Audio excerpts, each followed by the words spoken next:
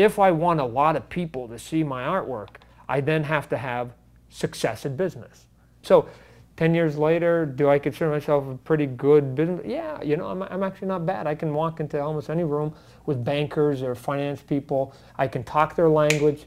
I can look at spreadsheets and show them stats, and they feel very good when they walk out. But it's only to get my artwork out there and go, wow, these guys, they came and they're going to finance this. Cool. We get to make toys. You know, we get to make movies or video. I mean, whatever.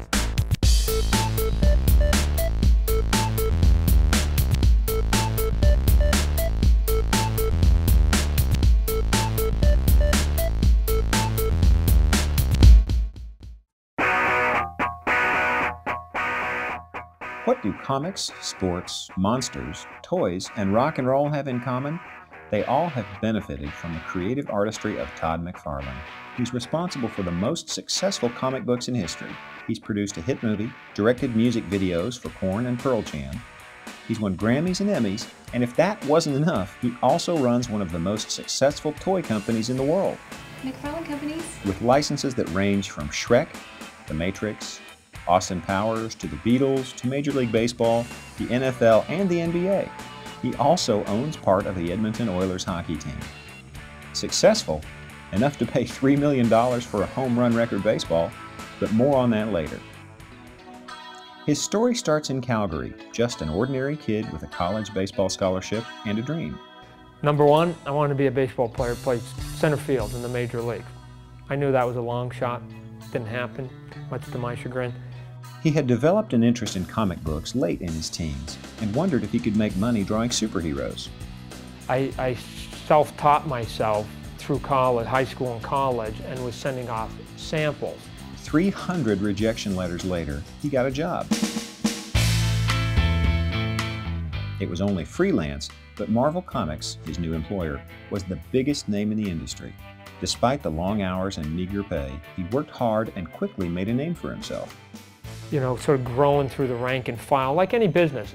In comic books, it's doing books that your mom and dad have heard of. So the first couple of years I was on obscure books, and then they said, hey, you know, the kid's getting better. He keeps his deadlines. Why don't we give him a little crack at Batman, a little crack at the Hulk, and eventually Spider-Man, which is sort of where I sort of burst onto the scene. By 1990, he was the highest paid comic book artist in the industry, but his success had a downside. Frustrated over creative differences and his desire to own rights to his own characters, he did the unthinkable. He quit and started his own company, but not before taking 6 other artists with him. If you leave one at a time, there's no ripple effect. They can always replace you. But 7 of us leave, and the 7 of us were, I mean, the dream team of drawing at that time. That all of a sudden it was like a shockwave going, we just lost the whole team. Suddenly, he went from artist to businessman and entrepreneur. Industry insiders predicted he'd last a year at best. You don't even think about failure. That's not even why you do it. You don't go and say, hey, I'm going to play a baseball game. What if I go 0 for 4 with 3 strikeouts? You don't do that. You just go, I want to play baseball. Fortunately for Todd, he did anything but fail. His first comic, Spawn, sold 1.7 million copies, and the rest, as they say, was history. Entrepreneurship is one of the many freedoms enjoyed in America today, a country which thrives on capitalism and innovation. This opportunity rewards those willing to take risks, but with over 80,000 businesses failing each year, it can be punishing as well. Although there are 5 factors that are deemed crucial for businesses to create wealth, the 2 that seem to be most important in the U.S. are entrepreneurship and knowledge. In Todd's case, the desire to become an entrepreneur was driven by the need to control his own destiny.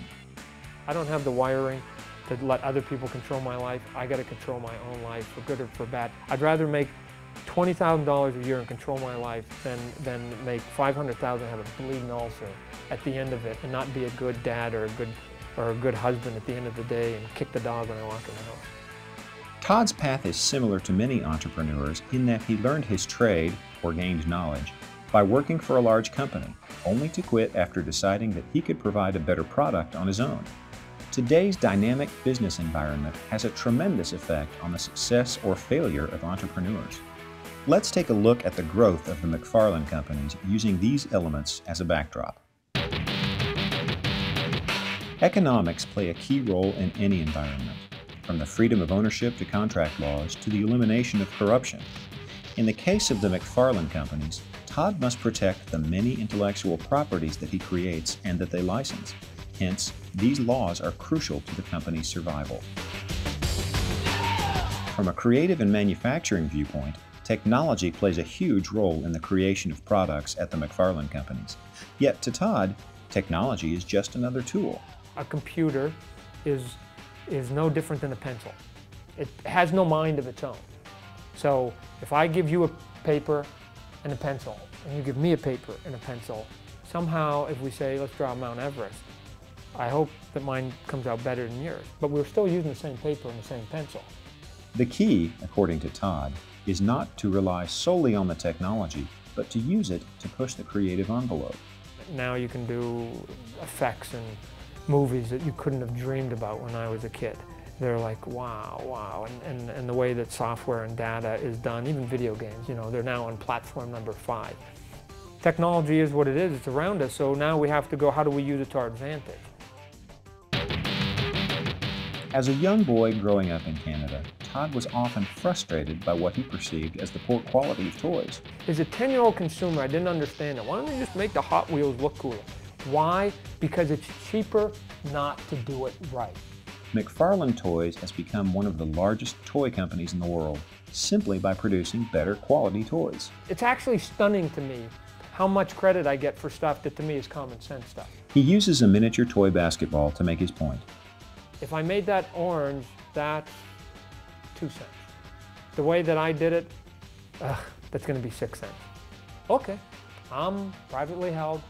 I don't care. I lose 3 cents a unit. Do I think this is a better product? Yep. They are just cheating. And they're leaving the opportunity for a guy like me to come in there and build a better mousetrap, because it's not like we're talking software programming here. We're just talking about, they just don't even paint the seams on the basketball. What are you talking about? Like, my grandma could see the difference, Demography is the statistical study of the human population with regard to its size, density, and other characteristics. One of the keys to Todd's success is the manner in which he employs the web to interact with his key demographic. It's changed somewhat, but at that point, a couple years ago, business people are on it from 9 to 5, and from 5 to 9, it's the freaks of the world. The people that you basically shun from, they got the long hair and the cool tattoos, and they got the piercings, the dudes, man. Those are the people that take over the internet. From a typical toy company perspective, an overlooked demographic. Not so for the people behind Spawn.com. That little thing of just letting them come in there and finding their community in our space has served us enormous. But to me, it's just a big party. We try to invite them, and they've now sort of made it a place that they want to come and get the news, talk to their own peers, and, God bless them, assimilate that information not only to other websites, but outside. The global influence on business often affects all the other environments.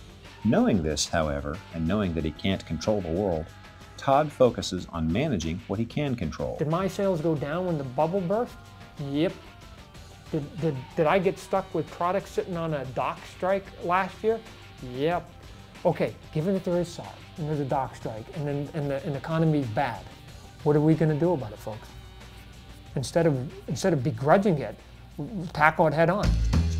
A good example of turning adversity into opportunity occurred when Todd paid $3 million for Mark McGwire's record 70th home run ball.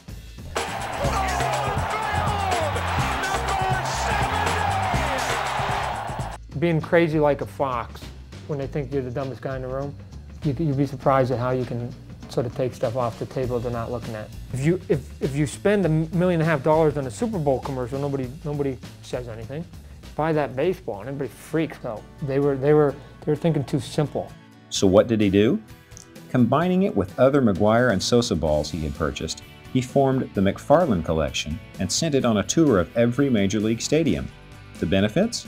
He gained unlimited PR, he donated a portion of the proceeds to the Lou Gehrig Foundation, and, most significant for his business, he began a relationship with professional sports unions and management that led to his obtaining exclusive rights to pretty much every professional sports team toy license. And I had the conversation, if we get that ball and I play my cards right, we might be able to get some of these licensed. Well, okay, it cost me $3 million. We'll make in the next 10 years $20 million of profit. I back out $3 million for the ball. I'm still bigger than zero at that point.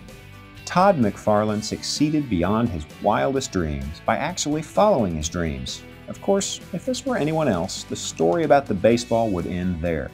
But you gotta remember, this is the guy who always wanted to play professional baseball.